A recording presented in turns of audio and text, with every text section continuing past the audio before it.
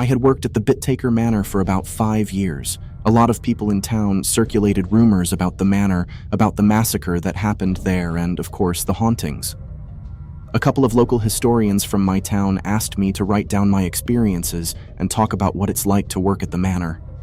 As a full-time butler and cook, I certainly got to know the corridors and rooms well, though even I never discovered all the secret passageways in that old building.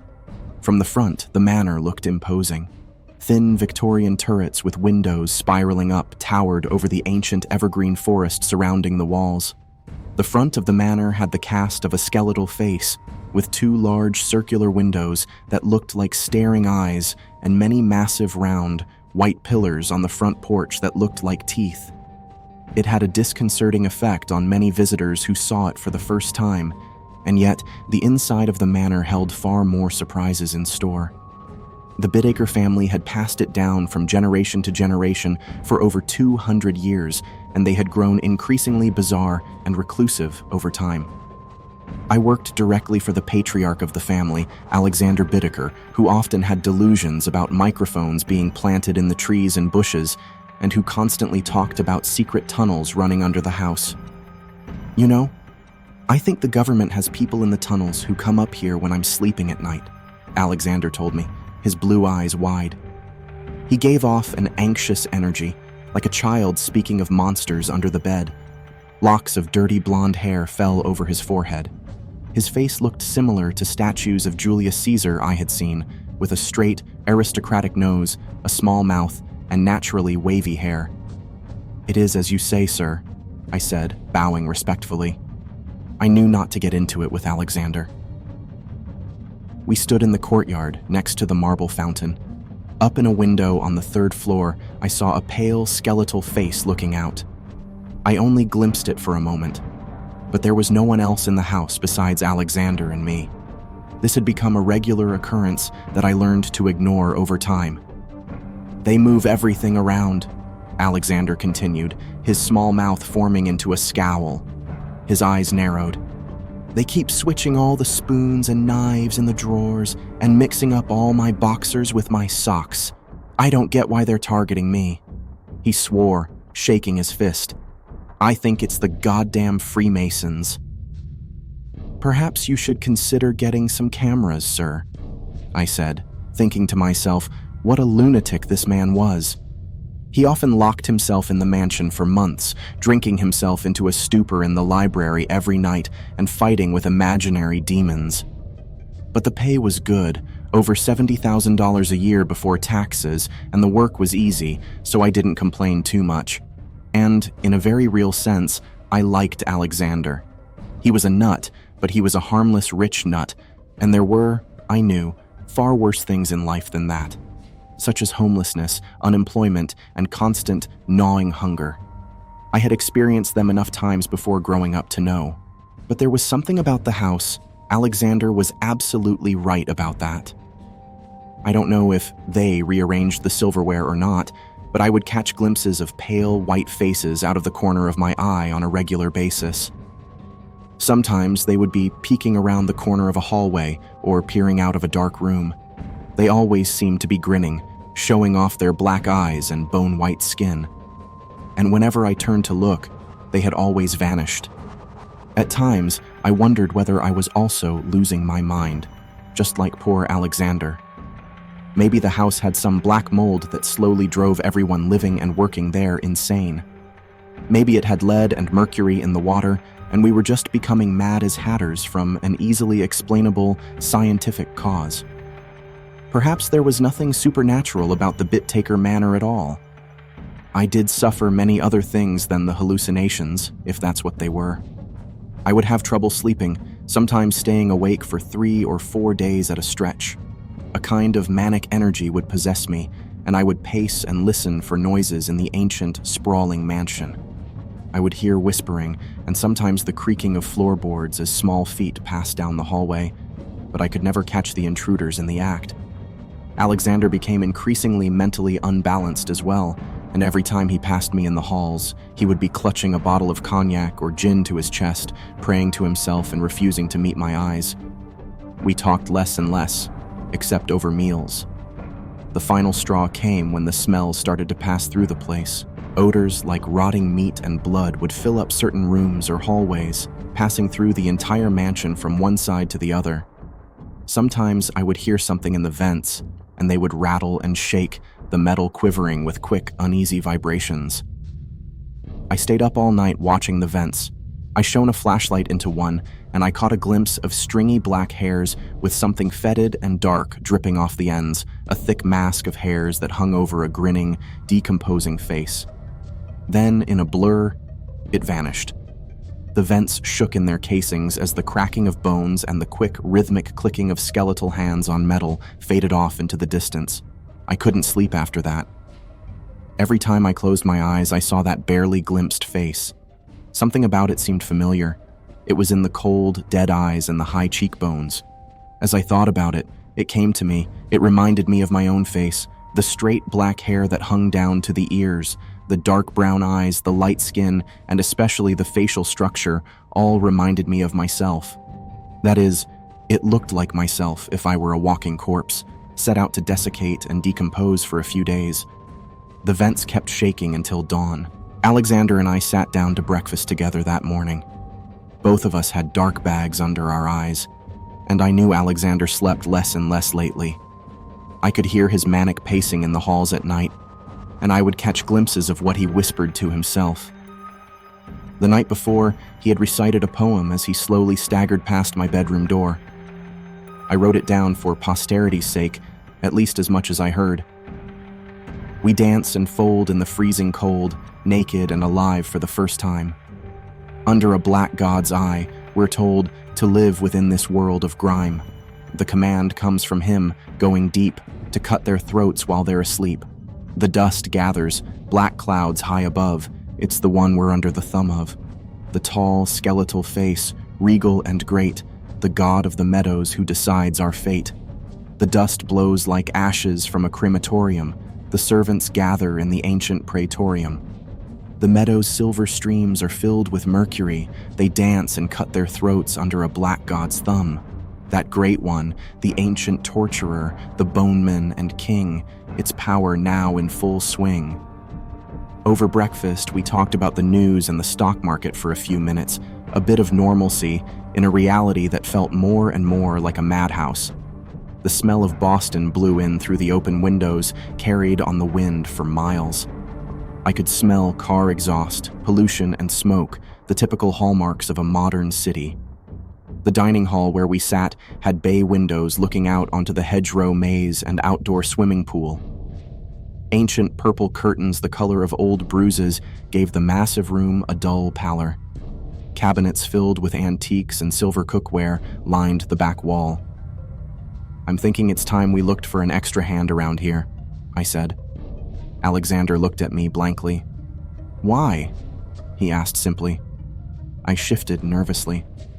It's a big place, and it's hard to maintain the interior by myself in addition to all my other duties. I know we have landscapers for the outside maintenance now, but... So what's the person going to do? He asked.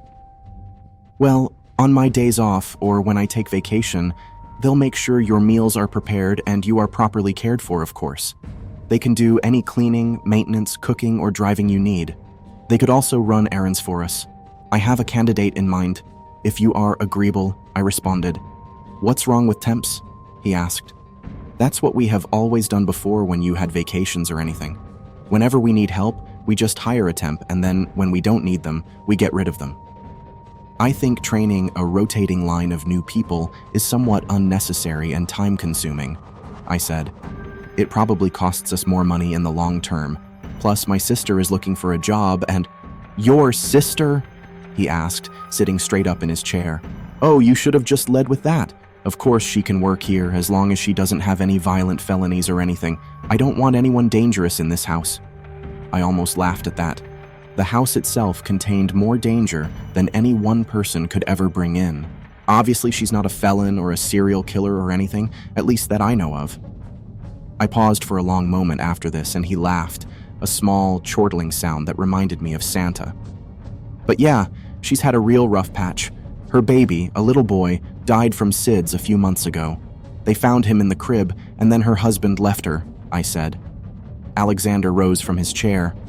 Okay, bring her down, I'll meet her, and we'll go from there. He turned to leave, but he gave me a quick backwards glance. She's not a, Freemason or anything, right? A member of the Illuminati? He whispered in a voice choked with terror.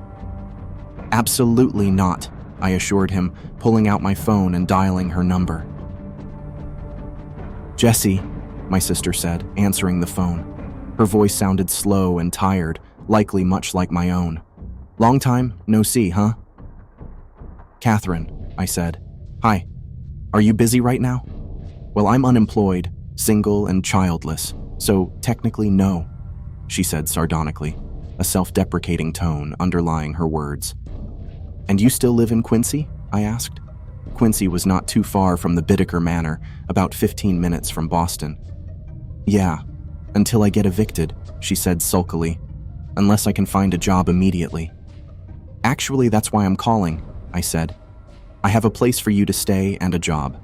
Alexander Bittaker said he will hire you full-time if you want. The line went silent for a long moment. I'll start packing right now, she said.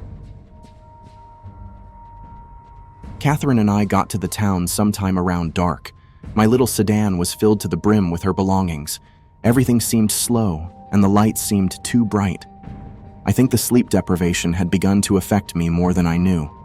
I felt like I was passing through water as I got out of the car. Bone-tired, I could only think of my soft bed. But Catherine wanted to talk, and she had many questions. She especially wanted to know about the murders. I sighed, knowing this would turn into a long conversation. Has Alexander ever told you what happened to his grandparents and parents? She asked. I heard a bunch of people died in this house, and not a natural death either. No, I think it was likely the most unnatural death imaginable, I said. They suffered the torments of hell before they died, and Alexander saw it as a child. That's why he's a little off, I think. I mean, for what he went through, he is actually fairly sane. So what really happened to the family? She asked. Do you even know? I nodded grimly. I've heard the story, I said. I wish I hadn't, but I did. It had started, Alexander said with a popping noise, like a bottle of champagne flung open during a raucous celebration. He had been no more than a small child at the time, 5 or 6. He had heard the popping and then the screaming. He came out of his room and walked the great halls of the manor, going down the massive front staircase, all polished oak and mahogany, and out the front door. He said the world outside was gone. Nothing but blackness stood there, as if the house had teleported into outer space. Stretching out in front of him, he saw an empty eternity that seemed to surround and eat reality itself, a void that seemed to have an insane reptilian presence all of its own. He felt as if millions of invisible eyes swarmed around him, looking out from the blackness. He ran back to the house in terror, and that was when the nightmare truly began. His grandmother ran out of the dining room, covered in blood and gasping. Deep slices ran down her back and neck, and she tried to keep the spurting wound on her neck from bleeding her dry with sustained pressure. She kept her small, aristocratic hand pressed hard against it, but the blood ran through her fingers like water through a sieve, soaking her and the floor in a waterfall of crimson. His grandfather ran out with a dripping butcher's knife in one hand, his eyes wide and gleaming with a fanatical lust. His old body sprinted forwards, now as fast and sleek as the hounds of hell. He laughed as he went, and the boy could tell his grandfather was not himself, that the man he knew was gone, replaced by something incomprehensible. Only a core of bloodlust and lunacy remained, working through the body like a ventriloquist controlling a puppet. You, he screamed in a trembling voice. I know what you did. You'll pay for this. Please, Jack, stop! His grandmother cried as the knife came down one last time, piercing through her right eye and into her brain. She went still, then her body crumpled to the floor, her legs and arms shaking as if she were seizing. The vitreous fluid from her eyeball mixed with the rivulets of blood that ran down her pale, bloody cheek. And then she stopped moving, her death gasps coming out harsh and discordant as the muscles on her face relaxed. Alexander stood there, still as a statue. He had wet his pants, he didn't know when, and now he looked down at the puddle of urine that pooled on the floor below him. He wondered where his mother was, his mother who had always loved and protected him. He wondered if the blackness outside would ever recede, would ever let them go and return the house back to the world he had come from. In a blind panic, he ran from that room, his pants soaking wet and tears streaming from his eyes. With blurry vision, he went into the kitchen and found his father there, laid on the table, moaning and whimpering. Around his father's figure, he saw black creatures, humanoid figures with thin shadow appendages. Long and black like the legs of a spider, their joints twisted in unnatural ways. They hovered over his father's body. With their spiked, vampiric fingers, they removed his father's skin piece by piece. He saw they had already finished the face, which was now just a mask of gore, the lidless eyes bulging over bloody, contracting muscles, the teeth chattering in agony. They started slicing into the neck, pulling with care as if removing a priceless painting from a canvas. His father groaned and tried to rise, but spidery black hands pushed him back down, caressing his skin as a lover would. Alexander felt a slight tickling on his neck, as if some spider had crawled down his shirt. He spun around, seeing more of those black, hovering figures looming over him. They looked down with featureless faces, masks that seemed to be the essence of the void itself. They each hissed, speaking to each other in some snake-like language. The cumulative effect was like a den of vipers, and the hissing became all he could hear. His grandfather ran into the room. Black shadow creatures flitted around him, nearly matching his every movement, but always lagging or jumping forward slightly. With frantic, lunatic eyes, his grandfather screamed. It sounded inhuman, like the death cry of some exotic predator. As he screamed, the black shadow creatures writhed and slithered out of his body. After a few seconds, he slumped, looking fully his own again. He raised his head, staring at Alexander with bloodshot, horror-stricken eyes. "Was it a dream, do you think?" he asked in a quavering old man's voice. "Do you think it was all just a dream, Alexander, my good boy, my sweet boy?" His grandfather turned his head, looking back towards the dining room hallway. He saw his wife's mutilated body sprawled on the ground, a pool of blood spreading out with grasping liquid fingers all around her. "Oh, God," his grandfather said, turning his eyes upwards to the ceiling. "Oh, God, forgive me." He raised the knife to his throat. Alexander said time seemed to stop for a moment as his father looked heavenwards, praying. "No, Grandpa, don't do it," he cried, yet too late. With a quick, jerking stab, Alexander watched his grandfather stab the sharp, gleaming knife through one side of his neck and out the other. He collapsed to the floor, like a puppet who just had its strings cut.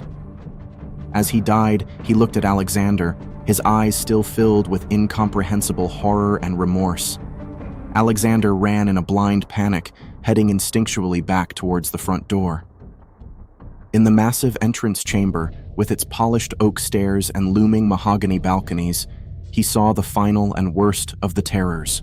His mother lay crucified against the far wall, her writhing, moaning figure 20 feet above the ground. Thick, rusted nails pierced her wrists and ankles, biting through the bone and digging deep into the wall behind her. All across the wall, the black shadow creatures danced and shimmered, slithering up and down it like salamanders. Her stomach had been cut wide open, and her intestines hung down, uncoiling from her body. They shone pink and red, streaming down below her like ivy or the leaves of a weeping willow, blowing gently with the breeze.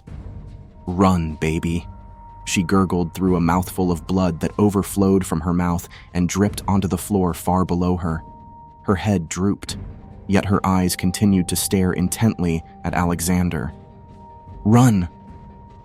The shadow creatures stopped all at once, and though they had no eyes, he felt their gazes turning to look at him. Dozens of them glistened like an obsidian void, and the claws on their fingers looked as sharp as broken glass. So he ran out the door as if demons from hell were chasing him, which perhaps they were. He felt cold, spongy hands grabbing at him, and claws raked his back, slicing deep into his clothes and skin. The black abyss still stood there, like a sheet of infinite space spliced around the perimeter of the mansion. Yet when he ran, his feet hit something. It wasn't concrete or grass or anything that he knew. It was strange and had a lot of give, like walking on a trampoline. But he didn't stop, instead sprinting out as far into that void as he could go. At a certain point, after what felt like an eternity of crossing this endless void, he heard a popping noise, and then a whooshing sound started all around him. The streets and lights and houses phased back into view, at first staticky and translucent, but then solidifying rapidly. He turned around and saw he had left the border of the Bittaker property and now stood on the street. It was the moment he had crossed over when the world had started to return. And as a little boy, crying and traumatized and covered in urine, he went to the neighbor's house and shrieked until the police arrived and discovered the gruesome truth of Bittaker Manor firsthand. "Oh my God," my sister said, horrified by the story. "First of all, there's no way any of that's true. Second of all, even if it was true, why would he still live there?" "Well, that's the story he told me, and he never changes an iota of it," I said. "Usually liars tend to embellish stories over time. I mean, obviously it sounds crazy, but you haven't lived in that house. I have. It's not normal. Something inside of it is alive or aware in some way." And I asked him the same question you did. Why would anyone still live in that house after what he had been through? But you know what Alexander said, and I think I understand. He said he can't leave. He said he tried. But whenever he did, the place he lived would immediately have some sort of issue. He bought a mansion in Connecticut, and it burned down after a week. He bought one in Florida, and it got caught in a sinkhole. A sinkhole? Imagine the chances of that. Anyway, he says the house reaches out to him when he tries to leave, and I think he's right. He says the fires and sinkholes aren't just bad luck, but the black shadow creatures swarming him every time he tries to leave. They create bad luck and death somehow, and whenever he tries to leave, things began to go horribly wrong. He ended up in a mental institution for 3 months last time, and he has lived here ever since. He says that even though this place is nightmarish and haunted, it somehow gives him energy and clarity when he's inside. He said that the voices are a lot quieter in here than when he's outside. We turned onto the private road leading to Bittaker Manor, winding through acres of wooded fields. The trees around the manor always seemed to look strange to me, like claws reaching up into the sky. Many of them were dead and leafless, even in the hot summer months, and animals didn't seem to do well around here. We would find the corpses of coyotes and even bobcats scattered around the bare trees or entangled in the thick brush off the side of the road on a regular basis. I pulled the car into the front of the house, parking in front of a statue of the Archangel Michael wielding a sword, his wings unfurled behind him as he stood as straight and proud as a soldier. Catherine immediately got out, grabbing some of her suitcases. "I'm exhausted," she said. "I'm going to bed. Can you show me where I'll be staying?" I pointed to an empty doghouse in the backyard, barely visible from the glow streaming from the windows of the manor. She laughed. "Sure, you first." I got out, a sudden burst of energy coming over me as I felt the cool autumn breeze blowing over my skin. I looked up at the house, and from the top floor, I saw faces peering out of every single window. "Yeah, it's pretty cool looking, you're right. I like all the statues and turrets, and the Victorian windows. This was built back when they made houses to last." "Yeah, and they also filled them with asbestos and lead paint, probably," I said. "Well, you got to cut costs somewhere," she said, grinning, and I laughed. Yet the faces I had seen in the windows still gave me a creeping sensation, like ice dripping down my spine. I remembered how the vents had shook, and how I had seen that face, my own face, rotten and grinning through the metal slats. I showed Catherine to her room. She gave an exclamation of wonder at the beauty of the front chamber as we strode up the sweeping, polished stairs. "They're so wide you could drive 3 cars down them. It's like the size of a highway," she exclaimed. She looked at the ornately carved banisters and balconies overhead. In some places, huge gargoyles with twisted faces looked down, their bodies fused into the house itself. Out of large, carved pieces of mahogany, artisans had carved the gargoyles scattered throughout the house, their bodies muscular and reptilian, with each individual scale hewn into their hides by hand. "They're supposed to protect the house from evil spirits," I whispered confidentially. "Alexander thinks they work. After the incident, he brought in professional sculptors and had them add these to the home." "The placebo effect is a powerful thing," Catherine exclaimed in a scholarly tone. "Yeah, well, I don't know anything about that, but the house has calmed down over the last few years. It used to be worse. I used to wake up in the middle of the night and see people standing over my bed. They wore black robes and their faces looked like they had mostly rotted away.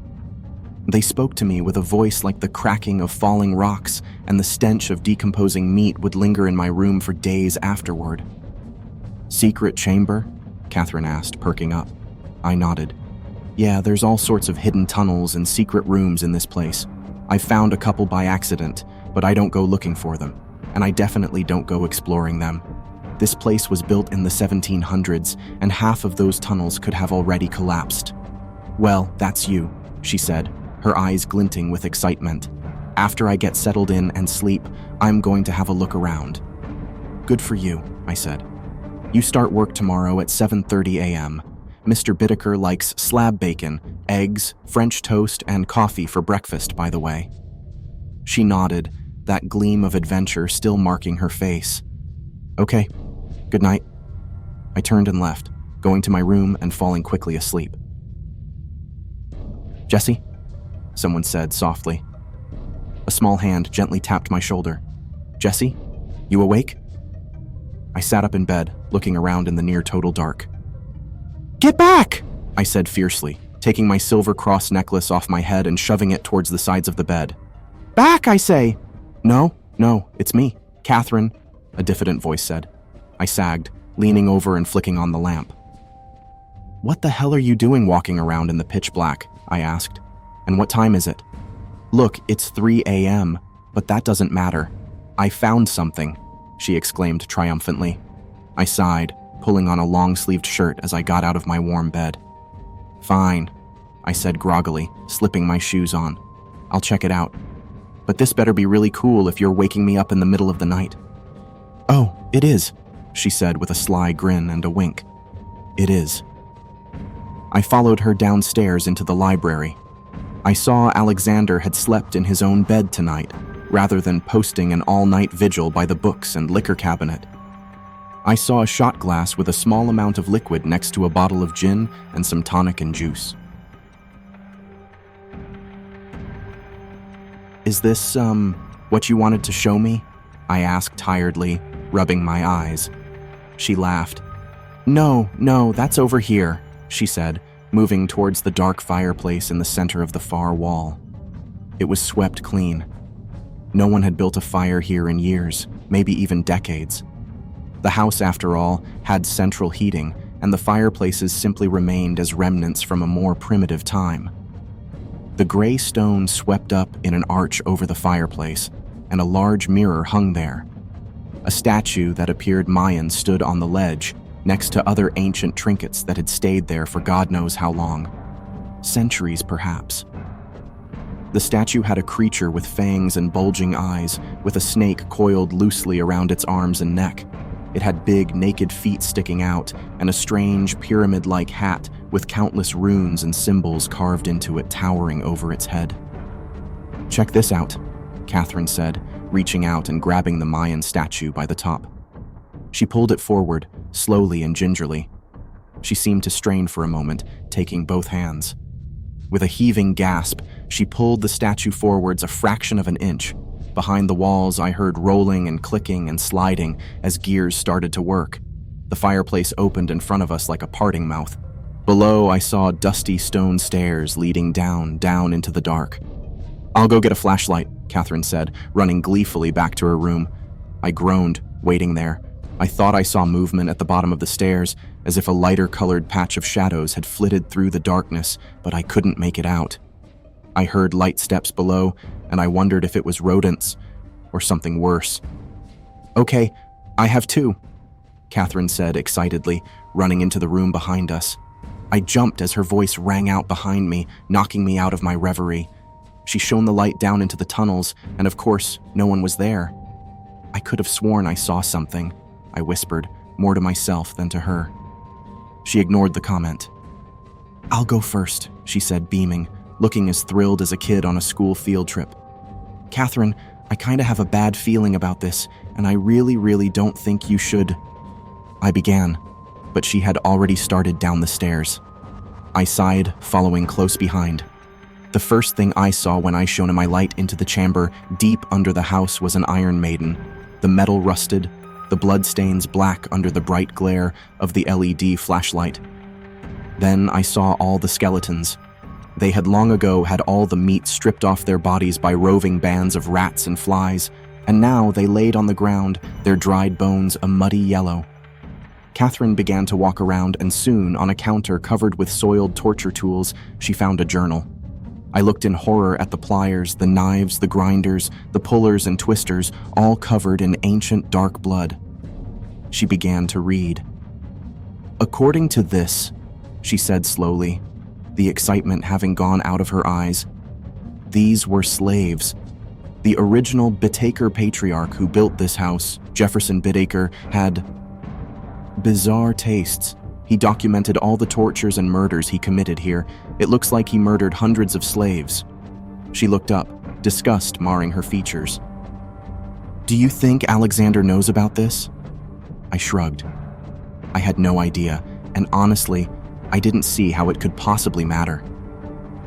"This happened a few hundred years ago," I said. "Who cares? What are we going to do about it now? Absolutely nothing, that's what."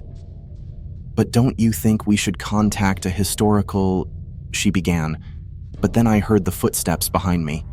Turning, I saw Alexander, walking down the stone steps with a sawed-off shotgun in his hands. He wavered from side to side, looking extremely drunk. "What in the hell are you two doing down here?"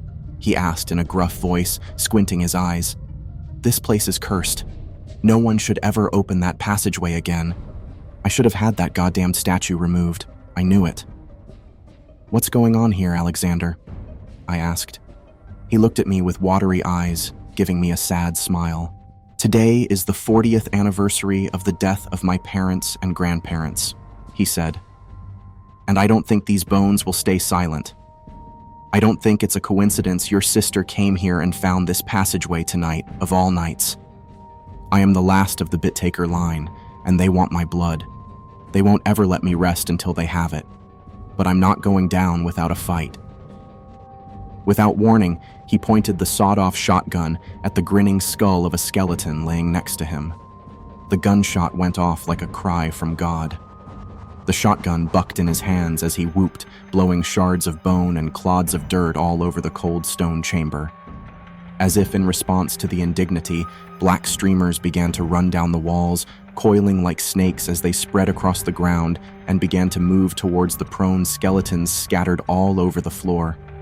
I saw dark, cloudy smoke swirling around the leg bones and arm bones, moving to fill in the chest cavity and wrapping around the jaw and spine like a boa constrictor killing an animal. They formed a covering of spongy, dark flesh, and the bodies began to move. Dozens of skeletons, now turned pure black from the writhing and curling of the tendrils, raised their heads and stared at me. That was when I knew the source of the black shadow creatures Alexander had seen. "Oh God, it's starting again," Alexander said as the bodies began to rise, the shadows covering their bones. They looked like black silhouettes now, the void that moved through their bodies animating them with a jerky, skittering quality. With haunted eyes, he turned to look at us. "Run!" We didn't look back. Catherine and I peeled out of the room. I heard Alexander at our heels, breathing hard. He nearly stumbled as we made it out of the fireplace. He turned to try to shut the tunnel, moving his hand towards the Mayan statue, but two shadowy figures ran out and knocked him hard to the ground. He kept his grip on the shotgun, raising it from a prone position and shooting both in the heads. We sprinted away, heading towards the library and shutting and locking the door behind us. Alexander immediately went to the liquor cabinet, pulling out bottle after bottle of expensive liquor. "This is no time to start drinking," I said, shocked, but then he began to smash each bottle on the ground, covering the floor with shattered glass and the fumes of whiskey, vodka, gin, tequila, and all other manner of booze. "You guys better get out of here," he said in a hopeless, dead voice, pulling a lighter out of his pocket. I saw what he meant to do at the last second. "No!" I cried as he knelt down and ignited the alcohol. A blue flame spread across the floor, a sucking, gasping noise following as it rose from one side of the room to the other. I pulled Katharina by her arm, leading her out the servant's door and towards the kitchen. "We have to get out and call for help," I said. "We can't let it happen again." The door exploded open behind us. Alexander came sprinting in, dozens of shadowy figures close at his heels. They came running out of the inferno like the beasts of hell. The fire exploding out of the door licked the ceiling with long tongues of flame as black, choking smoke filled the hall. I saw them overtake Alexander, knocking him down with their long, twisted arms. His shotgun went sliding across the marble floor and under the table, landing near my feet. Their claw-like fingers began to reach down, heading towards his eyes and mouth as he gazed up at them with horror. "Oh God, please, no," he said as one cut out his right eye, ripping off the lid and then digging deep into the socket to cut the connective tissues in the back. The others gathered around. An eerie, echoing susurration of voices began to filter out from the crowd of nightmares that looked down on Alexander like a patient on a surgical table. A few looked up at Catherine and me, their heads rising. Though they had no eyes, I could sense their cold, reptilian stare. I quickly knelt down, feeling under the table for the shotgun. They came at us in a blur. My fingers closed around the cold metal of the gun. I raised it, firing. Their chests exploded as the black smoke kept coming, blowing past me in a cloud as the shattered bones fell to the floor. And yet others began coming, streaming through the door. I grabbed Catherine's hand and began to push her towards the back. I felt cold claws ripping across my back. A torrent of blood began to stream down and soak my shirt. I spun and began firing, seeing more black clouds evaporate as skeletons fell to the ground. Catherine and I reached the back door. I saw an endless abyss stretching outside, as starless and dead as a black hole. But I remember the story Alexander had told me. "Don't stop," I cried. She closed her eyes and quickly stepped from the threshold out onto the spongy void beyond. Her feet seemed to sink slightly into the ground as if she were walking on foam. I followed.